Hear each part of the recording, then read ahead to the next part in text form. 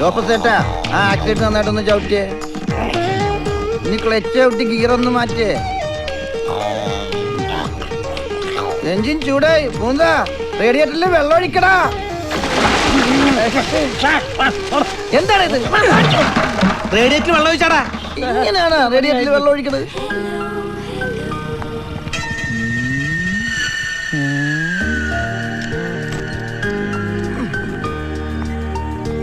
എന്താണോ പത്രക്കാരി ഇവിടെ? അഭിമുഖത്തിനാണോ അതോ ഒരു മുഖാമുഖത്തിനാണോ മാഡം? എന്താ മൂന്ന കറക്റ്റ് സമയത്താ മേഡം എത്തിയത്. കണ്ട ക്യാമറ ഉണ്ടെങ്കിൽ ഒരു പടം എടുത്തോ. കരിപുരണ്ട ജീവിതങ്ങൾ അടിക്കുറിപ്പ് എഴുതി പത്രത്തിൽ കൊടുക്കാം. അവാർഡ് ഉറപ്പാ. അല്ലെങ്കിൽ വർഷാപ്പിലൊരു കുടുംബം എഴുതി ഒരു ഫീച്ചർ ആക്കാം. ഞാൻ അങ്ങനെ പറ. ഒരു കുടുംബത്തിന്റെ കൂട്ടാത്മഹത്യ പ്രതീക്ഷിച്ച് വന്നതാണല്ലേ? അമ്മ ഇത് വാങ്ങണം. എന്താ ഇത്? എന്റെ പേരില് ടൗണിലുള്ള വീടിന്റെ ആധാരവും താക്കോലും മോന്തേട്ടൻ അച്ഛൻ കൊടുക്കാനുള്ള പണത്തിന് പകരമായിട്ടാണിത്. കണ്ടോടാ, ഭാസ്കരൻ നായർ പാവമാ. അപ്പോഴത്തെ ഒരു ദുർബുദ്ധിക്ക് അങ്ങനെ സംഭവിച്ചതായിരിക്കും. നിന്റെ മുമ്പിൽ വരാനുള്ള മടി കാണും, അതാ വരാത്തെ. ഇത് നിന്റെ അച്ഛൻ നയിച്ചാ? അല്ല, വീട്ടിലറിയാതെയാ ഞാൻ വന്നത്. അച്ഛൻ തരാനുള്ള പണത്തിന് പകരം ഇത് വാങ്ങണം. അച്ഛൻ ചെയ്ത പാപത്തിന് മകള് ചെയ്യുന്ന പരിഹാരല്ലേ? നിന്റെ നല്ല മനസ്സിന് നന്ദി. പക്ഷെ ഇത് ഞാൻ വാങ്ങില്ല. വാങ്ങാൻ പാടില്ല അശ്വതി. വാങ്ങിയാൽ അതൊരു ഔദാര്യ. നിന്റെ അച്ഛൻ തരാനുള്ളത് എനിക്ക് ഔദാര്യമല്ല, എനിക്ക് അവകാശപ്പെട്ടതാ. മുകുന്ദേട്ടൻ മടിക്കണ്ട. ഇത് ചോദിച്ചാരും വരില്ല. ഞാൻ മാത്രമാണ് ഇതിന്റെ അവകാശി. എന്റെ അമ്മ എന്റെ പേരിൽ എഴുതി വെച്ചത് ആ വീട്.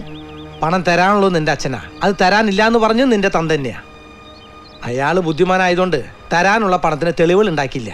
നമ്മുടെ അച്ഛൻ മണ്ടനായതുകൊണ്ട് കൊടുക്കാനുള്ള പണത്തിന് തെളിവുകൾ ഉണ്ടായി. നമ്മുടെ വീടും പോയി. ഒരു ദിവസം അയാൾ എൻ്റെ മുമ്പിൽ വരും, കണ്ണിൽ കണ്ണീരും കയ്യിൽ കാശുമായി. അന്ന് ഞാനത് അയാളുടെ കയ്യിൽ നിന്ന് വാങ്ങും. എന്താടി എല്ലാവരും നോക്കിയേക്കണേ? സർവീസ് സ്റ്റേഷനിൽ ഇഷ്ടം പോലെ വെള്ളമുണ്ട്, പോയി കുളിച്ചാൻ പോ. അമ്മയും ചെല്ല്.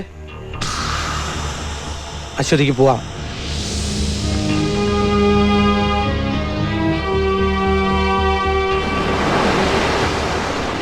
നിങ്ങൾ കരുതുന്ന പോലെ അധികാരവും സ്ഥാനമൊന്നും ആ വീട്ടിൽ എനിക്കില്ല.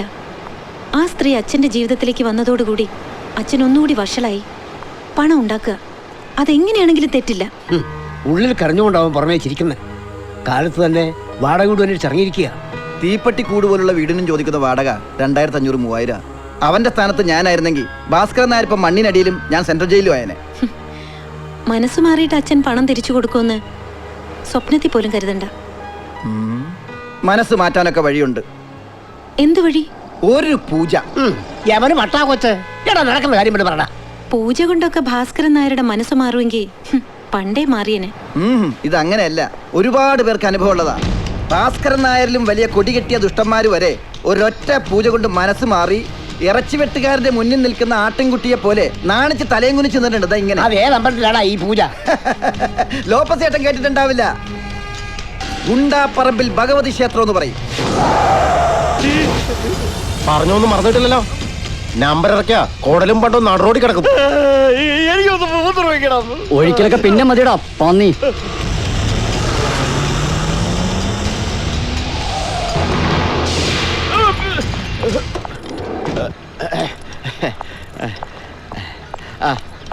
എടാ മുകുന്ദ കുട്ടി, ഇത് ആരാ വന്നിരിക്കണം നോക്കേ? നിന്റെ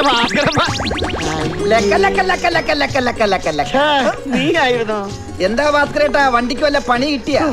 വണ്ടിക്കല്ല, എനിക്കാ പണി കിട്ടി. കിട്ടിയോ? മുകുന്ദനോടെ വണ്ടിക്കടിയില്ല.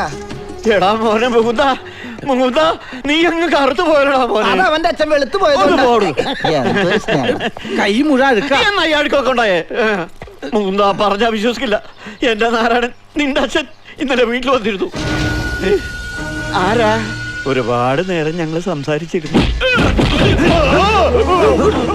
പിന്നെ സ്നേഹം കൊണ്ട് എന്നെ കെട്ടിപ്പിടിച്ച് കൊറേ ഉമ്മ.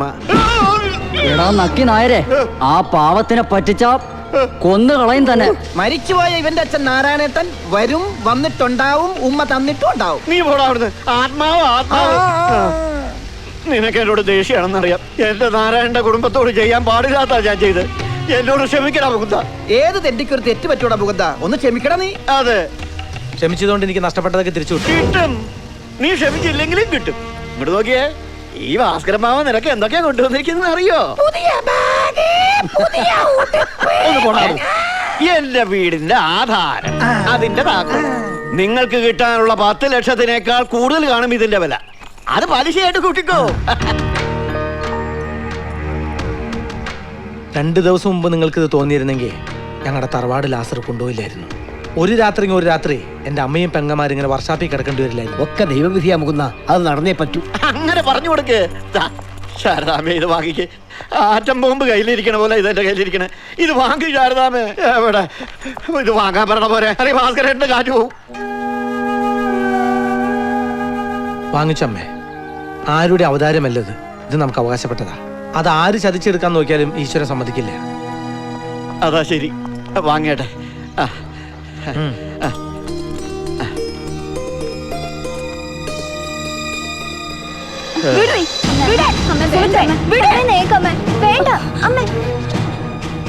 ആരോട് ചോദിച്ചിട്ടാ നിങ്ങൾ ആ മുതലുണ്ട് അവന് കൊടുത്തെന്ന് എനിക്കിപ്പോ അറിയണം. ഒന്ന് ഇരുട്ടി വെളുത്തപ്പോഴേക്കും നിങ്ങളുടെ മനസ്സ് മാറാൻ കാരണം എന്താണെന്ന് പറ. കുറച്ചു നേരത്തേക്ക് നീ ഒന്നും മിണ്ടായിരിക്കാം. പോടി. എന്റെ നാവടപ്പിക്കാൻ നോക്കണ്ട. ഞാൻ ചോദിച്ചതിന് സമാധാനം പറ. എല്ലാം കൊണ്ട് തൊലച്ചിട്ട് മിണ്ടാതിരിക്കുന്നാണ്ടില്ലേ? ഇവനെയും കിട്ടിയെടുത്തോ? അതെ, വിജയനെ ഞാൻ തന്നെ ഇങ്ങോട്ട് വിളിച്ചു വരുത്തിയത്. എന്താ അമ്മ ഇവിടെ പ്രോബ്ലം?